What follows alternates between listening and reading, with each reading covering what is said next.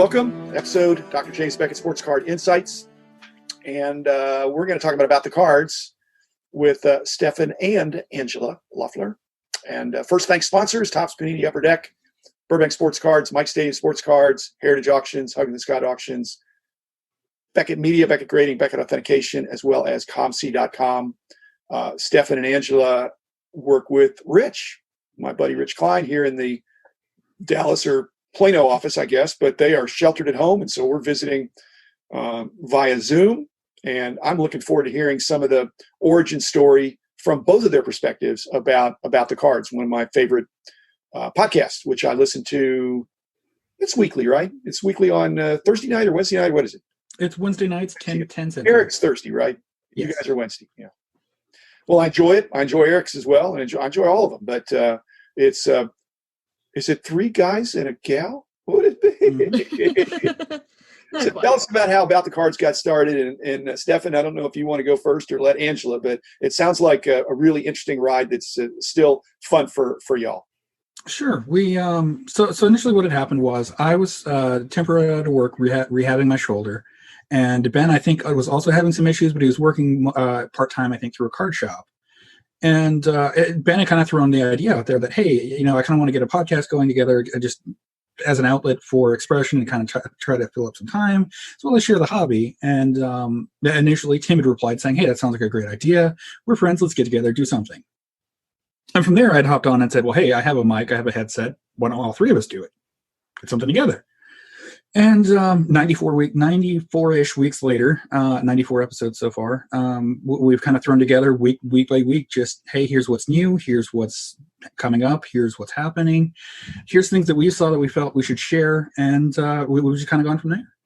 Well, you and Angela were already married at that point. Yes. Right? Yes. Basically, was Angela, were you encouraging Stephan? Of course. So of course. How much of it was your idea, or how did that come about? It was tossed around quite a bit. Back in that point, we had just stopped doing a gaming streaming thing on Twitch. And so we had already invested in all the production stuff you need, like the mic, the camera, and all that. So we already had it sitting in a box just in the corner. And at that point, I was getting really big into Instagram because I was seeing how card pictures on Instagram really suck. Not to mention eBay ones or anything like that, but card pictures in general suck. So, you mean not professionally staged, or you just mean they're pitiful designs or something? No, just not professionally staged. Like poor lighting. It looks like it was taken somewhere out of the late 90s. I mean, it's like it may have been. I mean, it's Instagram. Make it make the card have some justice to it. I mean, okay. So I'd just done this whole Instagram thing. I'm still kind of perturbed about it. And I was like, you know what? There should be a better podcast about this. There's only GTS currently. Yeah. In those days. In those days. When we were first talking about doing all this. And it was like, I'm not totally into that whole thing, but I heard podcasts are a good thing to do. We should probably try to do one. And I floated the question out on my Twitter about, should we do a podcast? And it came back with the whole thing with Ben and Tim, and then I was like, well, this is all apparently a thing. Let's do it. No regrets, right? I mean, no regrets. Y'all have had as much fun as I have. I mean, it's fun. I guess if nobody listened, that'd be kind of a downer, but that's not true. There's always somebody listening, and whether it's a big crowd or a small crowd, if it's a small crowd, it's more intimate. If it's a big crowd, you're getting the word out more, but y'all have a very, very nice conversational banter that's enjoyable to listen to. And after a couple of years, people come to really expect it and enjoy it and look forward to it. Well, and certainly, that's kind of the thing that we kind of use to set us apart is that, a few of the shows, you can see them breaking stuff every week and having all the show news, and that's nice. That's great first preview. Whereas we kind of try to show, just three regular dudes sitting around talking about the hobby as if we were at a card show or a card shop having a discussion that of relevant topics. You know what the key word is for your podcast? What's that? Hopefully. The way you guys start out, you're not pretentious. And I say guys because the three primary on-camera guys, Angela, now I realize deserves most of the credit perhaps. But you aspire. You don't. You do have your several of you, if not all of you, are pretty opinionated, but it's done in a way that's not, like I say, hopefully that you're trying to be hopefully, you care what the people think. You care about the industry, and I think that really comes across. So it's not pontificating of. Actually, there is some pontificating going on, but it's a healthy banter. Yeah, and we try to show our passions as far as here's what we think about this topic, here's what I think about this topic, here's a third opinion, and if we have a guest on, hey, we'll certainly let them have share their views and opinions, and then we'll kind of open it up. If someone leaves a comment in chat that we think is particularly poignant, we'll bring that up, and maybe it moves a topic into something else, and we have to push a topic to the next week. That's fine. But we just try to make the best show that we can. How can I explain to my wonderful wife, since I'm sitting here with a happily married couple, how can I explain to my awesome wife how in this industry I will never run out of topics?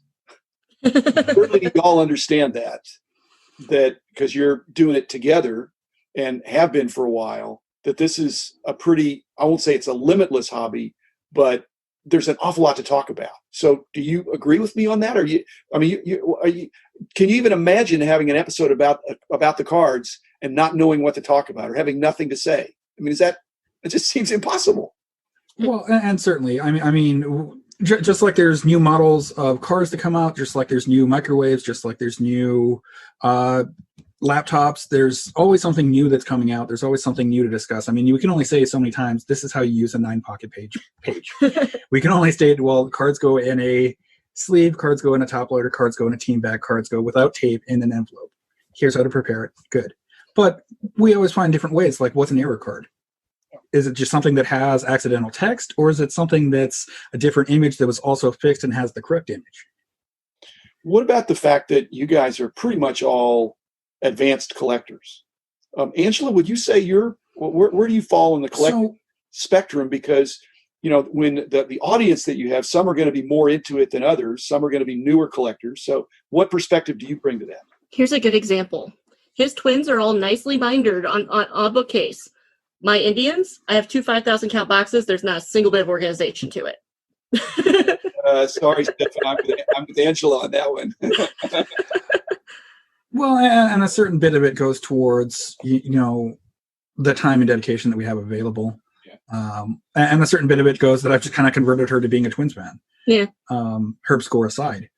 But Herb was one of your guys, Angela? Herb was my original first love. It was actually my first hobby purchase when I got back into the hobby. Handsome announcer. Yes. It was an amazing pitcher until he got bonked. Luke injured. Yeah. But yeah, one of my first major hobby pickups after I got back into the hobby after meeting this wonderful fellow was actually a Herb score signed ball, which was a splurge for me back then, good old $20. But you know what? It's still in the collection. There you go. And it's faded, all get out faded. But my collection is a lot different than his, and a lot of people don't realize that my sets are all nicely bindered and whatnot. Like my Ginter sets are not bindered necessarily, but they're all separated and I know what I have and whatnot. But the Indians, 5,000 count box, there you go. And then I have several bits of love of non-sport for one thing, but also bobbleheads. So yeah, I have a weird sense of collecting, which is completely different than him, and it's perfectly okay. It is perfectly okay. What with these guys doing their about the cards, which, like I said, I'm a guy and it's a lot of fun. Is there any feminine perspective you brought to it, or any kinder and gentler approach that you brought to it from being kind of the producer behind the scenes, in a sense? I mean, you giving them helpful hints? Several and stuff. I mean, anything that you could mention on the air? I'm a huge stickler for audio, but it's getting better, and that's all I have to say about that. The quality, you mean? Quality of audio, yes. It drives me absolutely crazy when I hear like little bits of static or dead air. Dead air can be excised out, I guess. And some of the static, there's some filtering programs. But oh yeah, are you really talking about like network quality, like ABC, CBS kind of quality, or no, compared to the other podcasts out there, you'd like more crystal clear? Just audio. be a professional. When all my experience comes from watching a ton of Twitch, which is all gaming related. Yeah. And what's available to people at home, you can get a pretty decent quality if you just do a little bit of research. So it's out there. It doesn't take much to get the quality that won't be like from your cell phone from 1999. Right. Well, and certainly, I mean, the three of us, when we first started out, Tim went out and bought the mic that I have. And then shortly thereafter, the two of us splurged and bought Ben a professional mic as well. And we've had some downer episodes, or where Tim has some network connectivity issues, where everyone's in the house is running Netflix or whatnot. But for the most part, we try to pride ourselves on that what we're putting out is decent enough and it's good enough, and our connection is stable enough to share it both live and in recorded form. Yeah, I have. I've as I've looked into that, I really feel like there's a lot of ways the audio quality can be compromised. Starting with a cheap mic. So, but that, even if you have the most expensive mic in the world, it's still that's only part of it. Yep. The important part of it. And like I said, I wanted to have you all over for a in-person session, which is not going to happen for a while. But I have a nicer mic for that. Mm-hmm. So I'm doing my second string mic today. Yeah. It just doesn't work as well for the when people aren't in person. So, yeah. But I take your point on that. I'm trying to have 5-star content, and I'm sure I don't have 5-star audio, and my video is 0-star because I don't have any audio at all. I mean, any video. But it's still fun. Any surprises from About the Cards, or is the third year going to be bigger and better, or how do you get excited for moving forward? More guests, more suggestions from Angela. I mean, what are you looking forward to as we come out of the post-COVID-19 world? Well, and that's something that we're trying to fill. A lot of people have a lot of time and a lot of things available, need a lot of things available to them to help fill some time. But they're working on doing that, and we're trying to do that with some additional shows, or trying to break a pack here or break a box here, or hey, here's my mail day. And I think the thing that kind of surprised us the most was, one, our outreach. We were just expecting it to be like 10 people watching every week, and I think we're coming up on 500 people and just over 2,000 people following us on Twitter. So we're not small by any means that we were expecting, but that was one of the huge surprises. And just the reach that we have, and we just had our second athlete on. We've had Case Breakers, we've had Ryan Cracknell come on the podcast, and I think he's actually on this upcoming week as well. Still working on that. So it's one of the things we're trying to do is help fill some time, and maybe have you and Rich on for a dual show.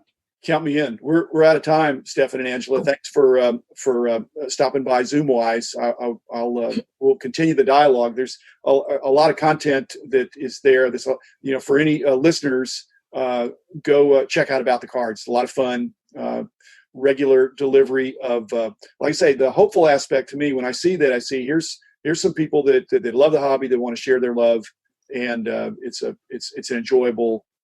For me, it's a listen. I don't really do the YouTube as much as I do background listening, and it's riveting. So keep up the good work. Appreciate what you're doing. Thanks to my guests, and thanks to my listeners. And I'll be back again tomorrow with another episode. The man in the house of cards. The man in the house of cards. The man in the house of cards is doing all right.